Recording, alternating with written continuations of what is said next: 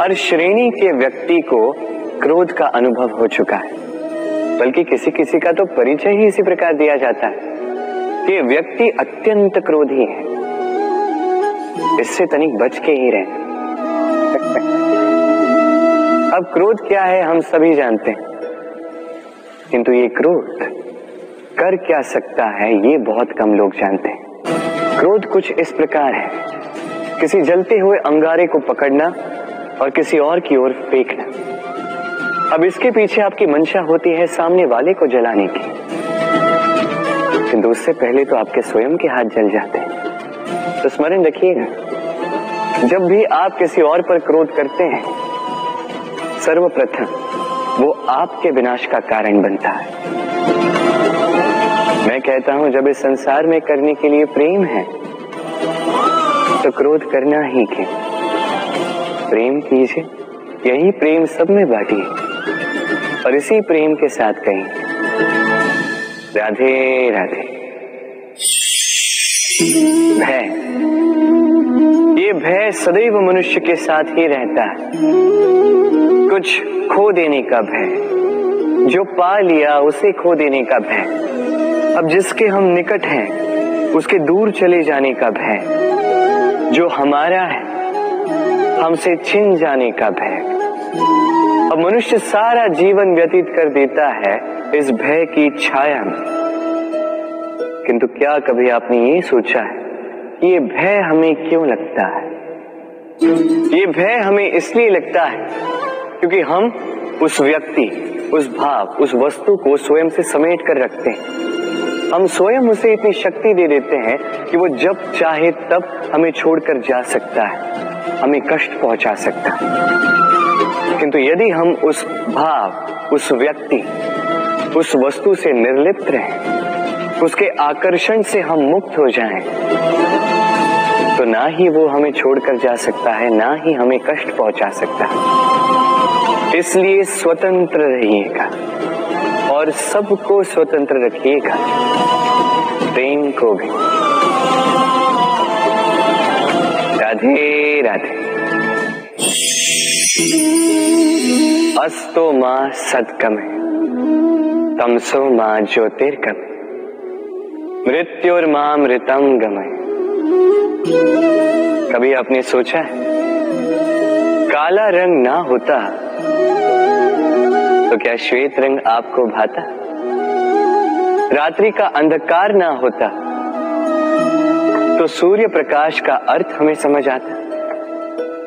ये थकान ना होती तो क्या विश्राम का अर्थ हम समझ पाते? ये भूख ना होती तो क्या इन स्वादिष्ट व्यंजनों का अर्थ हम समझ पाते? क्या इन सब का आनंद हम ले पाते? स्मरण रखिएगा, इस संसार में कोई भी भाव या वस्तु बुरी नहीं।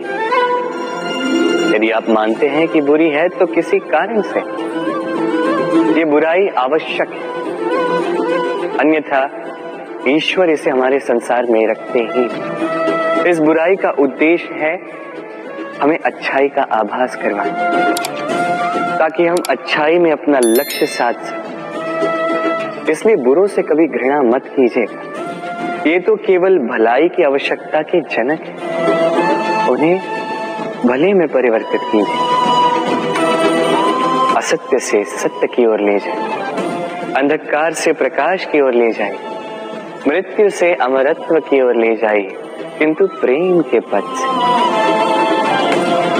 राधे राधे।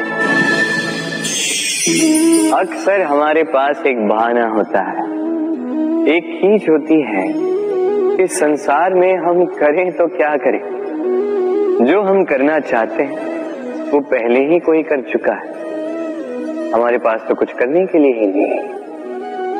यदि आपको उदाहरण दूं तो इन पूजा की थालियों को देखिए, पहले से ही सब कुछ सज्ज करके रख दिया गया है।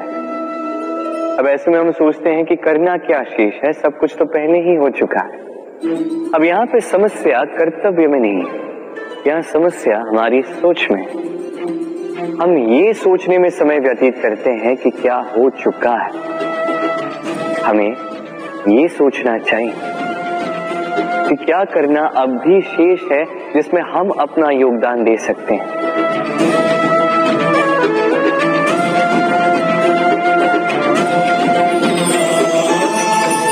समझे? संसार में ऐसा कोई कार्य नहीं जो पूरा हो। आप सदैव उसे आगे बढ़ाने के लिए प्रयास कर सकते हैं। आप उस कार्य को और श्रेष्ठ बना सकते हैं। बस आवश्यकता है तो सकारात्मकता की। राधे राधे।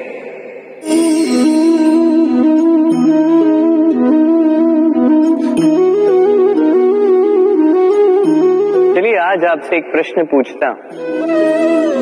मनुष्य अंधकार से भयभीत रहता है, ऐसा क्यों? इसका उत्तर है कि इस अंधकार में मनुष्य कुछ देख नहीं पाता, न आगे देख पाता है न पीछे, आसपास क्या है समझ नहीं पाता, न अपनी राह देख पाता है न अपना लक्ष्य, इसके कारण अपना विश्वास खो देता है और इसी कारण से भयभीत हो जाता है। चलिए अब आपसे एक और प्रश्न करता, क्या इस संसार में इतना अंधकार है कि इस दिए का अस्तित्व ही मिटा दे? नहीं, उल्टा ये दिया अंधकार को चुनौती देता है, स्वयं जलकर संसार को प्रकाश देता है। ये छोटा सा दिया, अब जब ये छोटा सा दिया अंधकार से भयभीत नहीं होता तो भला आप क्यों असफलता से भयभीत होते हैं? आपके भीतर एक अमर आत्मा है, बस आवश्यकता है तो उस आत्मा को जगाने की। अपने भीतर की इस ऊर्जा को जगाकर तो देखिए, सब कुछ दिखेगा। राधे राधे। विवाह प्रेम का लक्ष्य है, ये भ्रम है था। और इसीलिए मनुष्य सदैव ये भूल कर बैठता है, सोचता है कि विवाह ही प्रेम का लक्ष्य है। मनुष्य प्रेम को पाना ही प्रेम समझ लेता है। अब देखिए ना, इस संसार में कुछ ऐसे भी भाग्यशाली लोग हैं जिनका विवाह उनके प्रेम के साथ होता है। कुछ का प्रेम ऐसा भी जिन्हें विवश होकर ना चाहते हुए भी किसी और के गले में वरमाला डालनी पड़ती है। किंतु ये दोनों भूल कर बैठते हैं था। विवाह के पश्चात वो सोचते हैं कि हमें तो सब कुछ मिल गया, हमने तो प्रेम प्राप्त कर लिया, हमारा लक्ष्य पूर्ण हुआ। किंतु उसके पश्चात ये जो प्रेम है था कहीं ना कहीं खो जाता है। और जिन्हें प्रेम ना मिला वो प्रेम ना मिल पाने की पीड़ा में प्रेम ही भूल जाते हैं। समर्पण, 100% निस्वार्थ समर्पण, वो समर्पण जो किसी माँ के मन में अपने संतान के लिए होता है। क्योंकि ये प्रेम दाऊ, ये प्रेम पाना नहीं है, ये प्रेम देना है।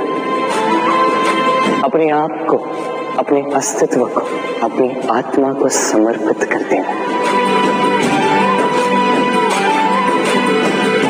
ये प्रेम ना ही शारीरिक है ना ही भौतिक, ये प्रेम तो अपनी आत्मा का समर्पण है।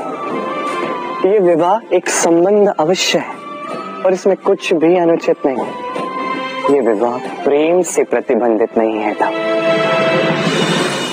ये प्रेम कहीं ऊंचा है।